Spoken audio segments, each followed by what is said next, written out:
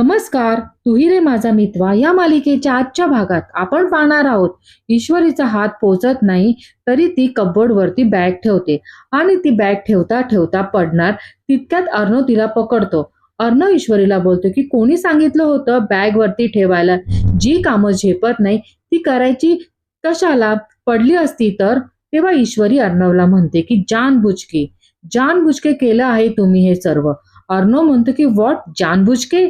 तेव्हा ईश्वरी म्हणते की मुद्दाम तुम्ही मला वरचा कप्पा दिला ना, म्हणजे मला रोज कपडे ठेवताना आणि काढताना तकलीफ व्हावी म्हणून कुठल्या प्रकारे आणि काय काय तकलीफ द्यायची याचा सतत विचार करत असताना तुम्ही जबरदस्ती लग्न करून माझ्या जिंदगीशी खेळत कमी होतं आणि म्हणून आता रोज आणखीन वेगळी कुठली तकलीफ देता येईल याचा विचार करत असताना का असं टॉर्चर करतात मला?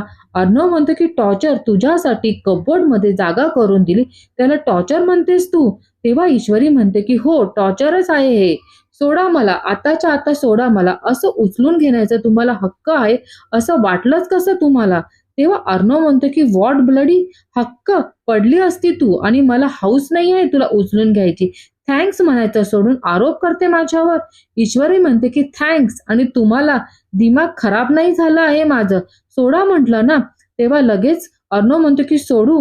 ईश्वरी म्हणते की हो लगेच. अर्णव म्हणतो की ठीक आहे आणि तिला सोडतो.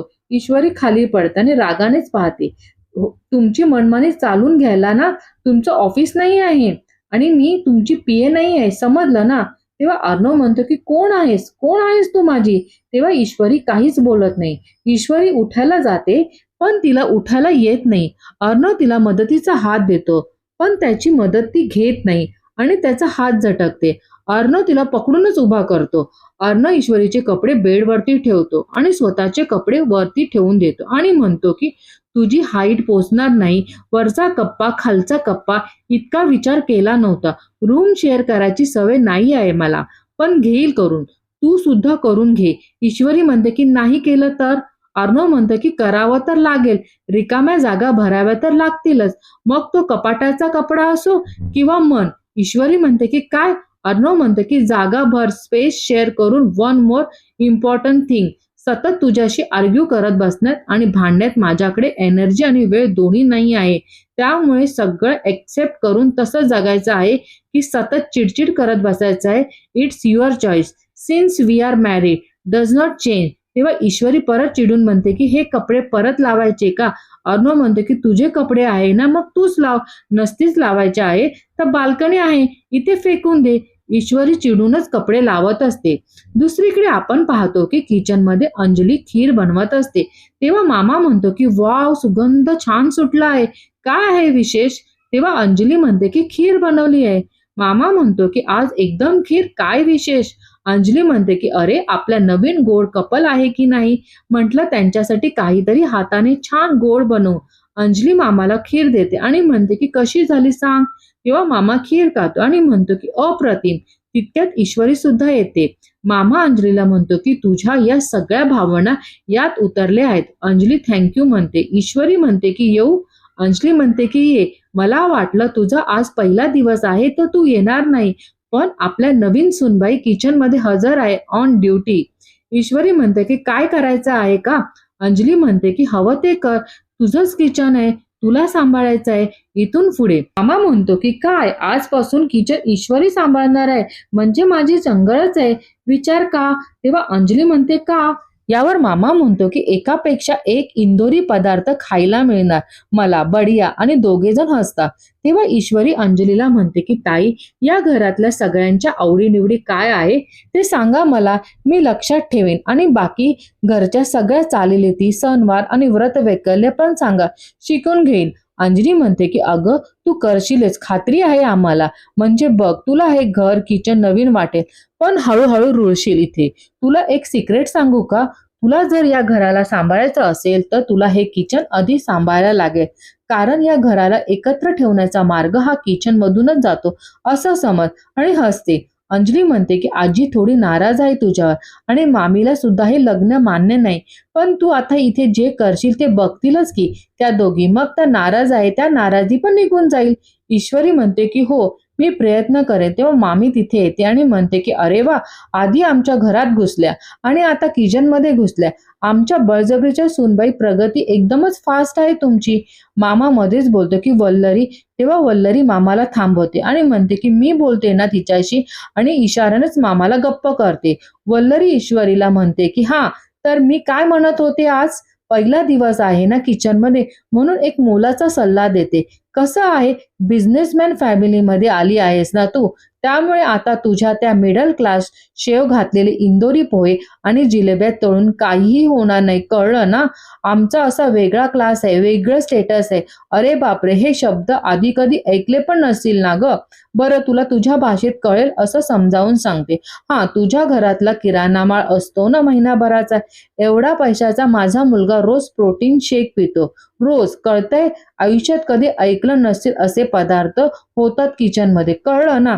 ईश्वरी गपचूप ऐकत असते. तेव्हा अंजली म्हणते की अगं असं का करते मामी, शिकेल ना ती हळूहळू, थोडा वेळ तर द्यायला हवा की नाही तिला. वल्लरी म्हणते की तू हिच्याच बाजूने बोलणार, पण कसं आहे, मिडल क्लास मुलींच्या हातात सोपवलं तर हे सुद्धा मूर्खपणाचे लक्षण आहे, असं माझं स्पष्ट मत आहे. तेव्हा मामा चिडूनच म्हणतो की आणखीन कुठल्या कुठल्या गोष्टीवर तुझं काय काय मत आहे, हे बाहेर जाऊन ऐकूया प्लीज, चल. तेव्हा वल्लरी त्याला हात दाखवूनच थांबवते. तेव्हा आजी तिथे येते आणि म्हणते की याच स्वयंपाकघरात पोहे करून सगळ्यांचं मन जिंकवलं होतंस तू, पण सून म्हणून घराची जबाबदारी सांभाळणं हे पोहे करणं इतकं सोपं नसतं ईश्वरी. तेव्हा मामा म्हणतोय आई ग. आजी म्हणते की अजून एक गोष्ट स्पष्ट सांगते, समोर आहे म्हणून विश्वास नाही आहे तुझ्यावर, तू हे घर सांभाळू शकशील. तुझ्यामुळे जर चिंटूवर काही संकट ओढवलं तर त्याला माफी नसेल माझी.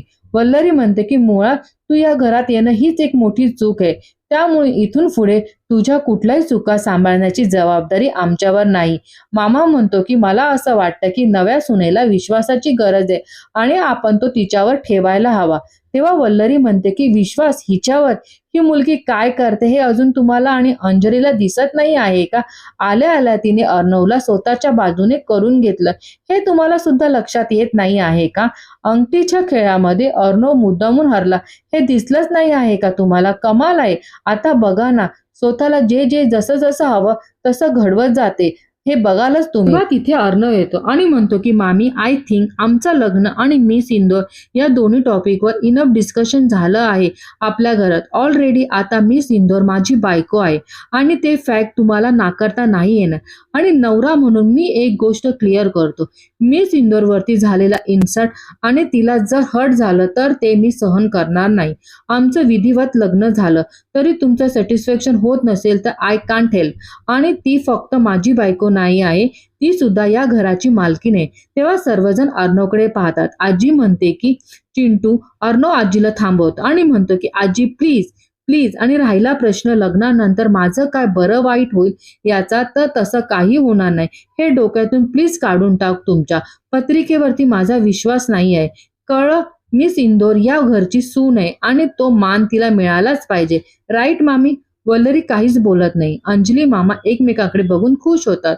अर्णव म्हणतो की आय होप हे सगळं मला परत सांगावं नाही लागणार कोणालाच, आणि तिथून जातो. वल्लरी मनात म्हणते की चला, अर्णव अंजीला चांगलं सुनावून गेला, याचा फायदा करून घ्यायला हवा. आजी तिथून जाते. तर दुसरीकडे आपण पाहतो की नम्रता आकाशला म्हणते की चला येते मी. तेव्हा आकाश म्हणतो की मी येऊ शकतो तुमच्या घरापर्यंत. तेव्हा नम्रता म्हणते की नाही नाही, मी जाते, आणि ती तिथून जाते. दुसरीकडे आपण पाहतो की अर्णव रूम मध्ये येतो.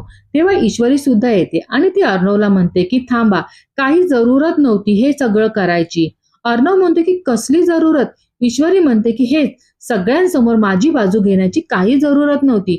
माझ्या जिंदगीत सगळ्यात मोठा प्रॉब्लेम ना तुम्ही आहात. मग छोट्या छोट्या मेहरबानी कशाला करतात माझ्यावर? नका करू ही मेहरबानी. मला जे करायचं आहे ना ते मी करेन. प्रत्येक वेळी माझ्या बाजूने लढायला येत जाऊ नका.